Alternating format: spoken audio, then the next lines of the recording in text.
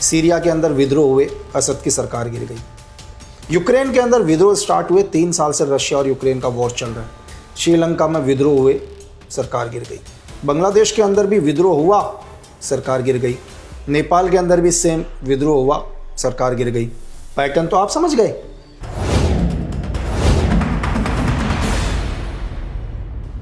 इस समय जो दुनिया में हो रहा है उसका पैटर्न क्या आपको एक जैसा दिखाई नहीं दे रहा? इन कुछ सालों में ही दुनिया के कई संकटग्रस्त देशों में लगभग एक जैसा ही पैटर्न दिखाई दिया है, जहां पहले जनता विद्रोह करती है, फिर अचानक तख्ता पलट होता है और सत्ता अचानक बदल जाती है। श्रीलंका से लेकर नेपाल, बांग्लादेश और सीरिया तक में यही दिखाई दिया। ये वो 4 देश हैं जहां पर यह पैटर्न कमोबेश एक जैसे ही दिखे, जबकि कुछ देश ऐसे भी हैं जहां पर यह पैटर्न अभी अंडर प्रोसेस दिखाई दे रहा है। क्या आपको ईरान में भी कुछ वैसा ही होता हुआ नहीं दिख रहा? यहां सत्ता अभी पलटी नहीं है, लेकिन बहुत जल्द ऐसा होने की संभावना है। क्या इसके पीछे कोई बड़ा वैश्विक षड्यंत्र काम कर रहा है? आखिर क्या है वो तथाकथित षड्यंत्र?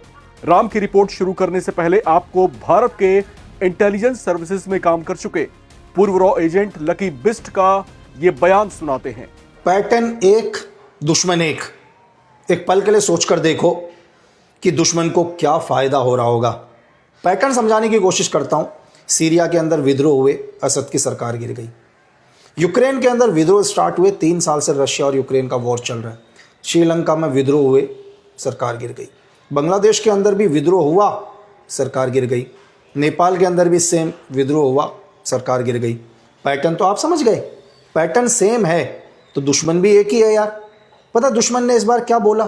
दुश्मन ने बोला कि न्यूक्लियर बड़ा वेपन नहीं है, नैरेटिव सोच बड़ा वेपन है।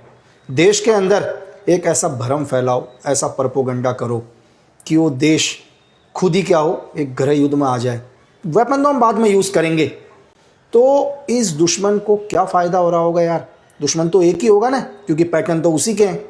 एक पल के लिए सोचो और खुद से जवाब पूछो। पूर्व रॉ एजेंट लकी बिस्ट ने दुनिया में भड़कते बड़े गंभीर खतरे की ओर इशारा किया है। क्या लकी बिस्ट का इशारा अमेरिका की ओर है? यह सवाल आपके लिए है। कमेंट बॉक्स में अपना जवाब लिखकर जल्दी से पोस्ट करें। पूर्व रॉ एजेंट लकी बिस्ट ने अपने छोटे से बयान में जो बड़ी बात कह डाली है, उससे वैश्विक नेता भी जरूर चिंतित होंगे। ऐसा लग रहा है जैसे कोई दुनिया के कई देशों को बारी बारी टारगेट कर रहा हो और वहां की ऐसी सरकारों का तख्ता पलट करवाया जा रहा हो जिनका बैर खास तौर से या तो अमेरिका के साथ है, या फिर ऐसे संभावित टारगेटेड देशों की सरकारें अमेरिका के प्रतिद्वंदी चीन या रूस में अपनी ज्यादा आस्था रखती हैं। उनके खिलाफ ये चीजें दिखाई दे रही हैं। सोचने वाली बात यह भी है कि उन्हीं देशों के खिलाफ अंतर्राष्ट्रीय प्रतिबंध भी लगाए जा रहे हैं और उन्हीं देशों की अर्थव्यवस्था को क्रैश करने की कोशिशें की जा रही हैं। उन्हीं देशों में सत्ता विरोधी नेताओं या ताकतों को अचानक पावर बूस्टअप मिल जाता है और वो अपनी सरकारों के खिलाफ विद्रोह छेड़ देते हैं। ताज्जुब की बात तो यह है कि इसमें उन्हें सफलता भी मिल जाती है। पूर्व रॉ एजेंट लकी बिस्ट ने 2 बड़े संकेत दिए हैं। पहला संकेत अमेरिका की ओर और दूसरा संकेत MI6 की ओर है। MI6 यूनाइटेड किंगडम की विदेशी खुफिया सेवा है, जिसका मुख्य कार्य अपने 5 आईज सहयोगियों के समर्थन में विदेशी नागरिकों पर गुप्त रूप से मानव खुफिया जानकारी एकत्र करना और उनका विश्लेषण करना है। मैंने यहां पर अभी एक शब्द का इस्तेमाल किया, 5 आईज। ये 5 आईज हैं America, United kingdom, Canada, Australia और न्यूजीलैंड। ये 5 आईज इन 5 देशों के बीच का एक टॉप सीक्रेट अलायंस है जो एक दूसरे से सिग्नल्स, इंटेलिजेंस और सर्विलांस इंफॉर्मेशन साझा करते हैं। और ये गठजोड़ जो है अभी का नहीं है, द्वितीय विश्व युद्ध के युग का है। उस समय जो है ये 5 आईज जो है सक्रिय हुई थी, जो आज तक एक दूसरे से जुड़ी हैं, एक दूसरे को जो है इंटेलिजेंस सर्विसेज और इस तरह की इंफॉर्मेशन मुहैया कराती हैं। अब पूर्व रॉ एजेंट लकी बिस्ट ने जिस गंभीर बात की ओर इशारा किया है उसे एक एक करके समझते हैं। सबसे पहले बात ईरान की करते हैं। ईरान में अमेरिका की दाल लंबे समय से नहीं गल रही थी। खामेनेई के प्रभाव में रहते हुए ऐसा संभव भी नहीं लग रहा था। लिहाजा 2016 से 2018 के बीच ईरान को पहले आर्थिक तौर से तोड़ने के लिए उस पर अंतर्राष्ट्रीय प्रतिबंध लगाए गए। आखिरकार अब ईरानी रियाल लगभग क्रैश हो गई और जनता बेतहाशा महंगाई से परेशान हो गई। भीतर ही भीतर गुस्सा पनप रहा था जिसे सिर्फ एक चिंगारी की आवश्यकता थी। यह चिंगारी ईरान के निर्वासित राजशाही के उत्तराधिकारी और ईरान की निर्वासित विपक्षी समूह नेशनल काउंसिल ऑफ ईरान के संस्थापक रेजा पहलवी के हाथों भड़काई गई। नतीजा भीषण जनविद्रोह के रूप में सामने है। अब बहुत जल्द यहां पर तख्ता पलट भी संभव दिखाई दे रहा है। इस फहरिस्त में दूसरा नाम है बांग्लादेश का। बांग्लादेश में भी भीषण जनविद्रोह भड़का था जो अभी तक पूरी तरह से शांत नहीं हुआ है। बांग्लादेश पर एक दौर में चीन का प्रभाव बढ़ता दिखाई दिया था। भारत के साथ भी मित्रता मजबूत हो रही थी। उसके बाद अचानक शेख हसीना का तख्ता पलट होता है और वो जान बचाकर वहां से भागती हैं और भारत में शरण लेती हैं। यहां भी जनता का विद्रोह कोई इत्तेफाक नहीं लगता। इसका श्रेय वहां के छात्र संगठनों को दिया जाता है जिसका प्रमुख चेहरा शरीफ उस्मान हादी था, जिसकी हाल ही में संदिग्ध परिस्थितियों में हत्या हो चुकी है। अब बात सीरिया की। सीरिया में 2024 में बशर अल असद के शासन के अंत की वजह भी बड़ा जनविद्रोह ही था, जबकि एक सुन्नी बहुल देश पर शिया मुस्लिम असद परिवार का शासन पिछले करीब 53 सालों से जारी था। अब यहां पर सोचने वाली बात यह है कि 53 सालों के बाद यहां पर शिया सुन्नी का विद्रोह अचानक कैसे भड़क उठा? क्या यह खुद से भड़का या किसी दुश्मन ताकत ने इसे हवा दी थी? इस आश्चर्यजनक पतन को दुनिया ने एक ऐतिहासिक घटनाक्रम के तौर पर देखा। सवाल भी उठे कि जिस अल असद परिवार का सीरिया के अधिकतर हिस्सों पर कब्जा था, सब कुछ सामान्य चल रहा था, फिर सब कुछ इतनी जल्दी खत्म कैसे हो गया? सवाल यह भी उठे थे कि क्या सीरिया में तख्तापलट के पीछे किसी पश्चिमी ताकत का हाथ था?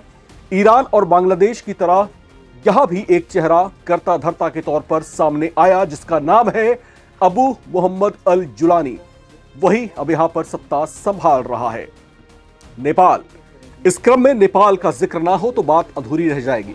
नेपाल में भी कुछ ऐसा ही देखा गया था, जहां का जेनजी आंदोलन पूरी दुनिया में चर्चाओं में छाया था। नेपाल में ओली सरकार का तख्तापलट किया गया। इसमें हाईलाइट करने वाली बात यह है कि ओली एक लेफ्टिस्ट चेहरा थे जिनका झुकाव चीन की ओर ज्यादा था। इसे लेकर भी कुछ विश्लेषकों ने यही कहा था कि चीन से बढ़ती नेपाल की नजदीकी अमेरिका को रास नहीं आ रही थी, जिसके बाद जेनजी आंदोलन अचानक भड़कते हुए देखा गया। इस तख्तापलट में भी एक चेहरा सबसे ज्यादा चर्चाओं में रहा, वो है सुशीला कार्की, जो अब नेपाल की अंतरिम प्रधानमंत्री हैं। ये वो देश है जहां पर सीधे सीधे एक जैसा पैटर्न दिखाई दिया। तो क्या यह माना जाए कि यह किसी सोची समझी प्रॉक्सी वॉर का हिस्सा है? एक ऐसी वॉर जिसकी कोशिश दुनिया भर के देशों में एक ऐसी सरकार का गठन करवाना है जो अमेरिका के प्रति ज्यादा आस्थावान हो। क्या इस मंशा की राह में रोड़ा बनने वालों से भी निपटा जा रहा है? क्या इस क्रम में भारत भी शामिल है? ये बड़ा सवाल है, क्योंकि हो सकता है जहां पर इस तरह के जनविद्रोह को भड़काया नहीं जा पा रहा या फिर वहां पर ऐसा संभव नहीं है, उन देशों से अलग तरीके से निपटा जा रहा है। भारत के ऊपर जिस तरीके से अमेरिका ने एक के बाद एक 2 टैरिफ लाद दिए और 50% अतिरिक्त टैरिफ वसूलना शुरू किया, यह भी जो है कहीं ना कहीं अमेरिका की सोची समझी रणनीति का हिस्सा दिखाई देता है। ऐसा लग रहा है जैसे भारत के सामने आर्थिक चुनौतियां पेश करने की कोशिशें की जा रही हों। ऐसा लग रहा है जैसे भारत के सामने ट्रेड संबंधी जो चुनौतियां हैं उसको खड़ा करने की कोशिशें की जा रही हों। इसी तरीके से अगर हम एक और नाम का जिक्र यहां पर करते हैं जो हालिया घटनाक्रमों में बहुत ज्यादा उछला है, वो है वेनेजुएला का। वेनेजुएला का नाम भी इसलिए चर्चाओं में है क्योंकि इसका भी सीधा संपर्क अमेरिका से ही है, सीधा पंगा अमेरिका से ही। क्योंकि यहां पर जो है वेनेजुएला एक ऐसा देश जहां पर मादुरो जो है अमेरिकी सरकार के विरोधी माने जाते हैं, और ऐसा भी कहा जाता है कि इसी वजह से, इसी रुख के कारण अमेरिका ने उसके ऊपर कई तरह के अंतर्राष्ट्रीय प्रतिबंध लागू किए। वेनेजुएला वो देश है जिसके पास क्रूड ऑयल का एक बड़ा भंडार है, तो क्या अमेरिका की नजरें उसके ऊपर हैं? यहां पर सवाल यह भी उठ रहा है कि क्या वेनेजुएला में अमेरिका इस तरह का जन विद्रोह जो है करा पाने में नाकामयाब रहा, इसी वजह से मादुरो को रातों रात उनके आवास से उठवा लिया गया? क्या इस तरह की दबंगई के जरिए अमेरिका जिससे हो सकता है उससे जो है जोर आजमाइश करके निपट रहा है, जिससे हो सकता है उसके ऊपर आर्थिक प्रतिबंध लागू करके उससे निपट रहा है, जहां पर हो सकता है वहां पर इस तरह के जन विद्रोह को भड़का करके उनसे निपट रहा है? और क्या इस तरह की तमाम कोशिशों का एकमात्र लक्ष्य यह है कि पूरी दुनिया में जो है अमेरिका के प्रति आस्था कायम हो सके और इसी तरह की सरकारों का गठन उन देशों में हो? और जिन देशों में भी अमेरिका के प्रति आस्था नहीं है, वहां की सरकारें अमेरिका के प्रति ज्यादा आस्थावान नहीं है, सोचने की बात यह है कि वहीं पर इस तरह के संकट क्यों पैदा हो रहे हैं? क्या इसके पीछे कोई बड़ी रणनीति काम कर रही है जो दुनिया नहीं समझ पा रही? क्या ये किसी बहुत बड़े खतरे का अलार्म तो नहीं है जिसे समझा नहीं जा रहा? लकी बिस्ट ने जो बातें कही हैं वो बातें बहुत गहराई वाली बातें हैं, समझने की बातें हैं। इसके पीछे किस तरह की चीज़ें या किस तरह की हरकतें चल रही हैं उसको जो है लेयर बाय लेयर डाइसेक्ट करने की यहाँ पर बेहद आवश्यकता है। चलते चलते आपको लकी बिस्ट के इस बयान के साथ छोड़े जाते हैं। लकी बिस्ट रॉ के पूर्व एजेंट, इनकी कही बातें जो हैं आप यकीन करें, जिस तरीके से हमने देखा भी है कि उनकी बातें जो है किस अथाह की होती हैं, किस गहराई की होती हैं, और फिर उसके ऊपर कहीं ना कहीं विचार भी किया जाना चाहिए। चलते चलते आपको छोड़े जाते हैं उनके इस बयान के साथ। पैटर्न एक, दुश्मन एक। एक पल के लिए सोचकर देखो कि दुश्मन को क्या फ़ायदा हो रहा होगा। पैटर्न समझाने की कोशिश करता हूँ। सीरिया के अंदर विद्रोह हुए, असद की सरकार गिर गई। यूक्रेन के अंदर विद्रोह स्टार्ट हुए, 3 साल से रशिया और यूक्रेन का वॉर चल रहा है। श्रीलंका में विद्रोह हुए, सरकार गिर गई।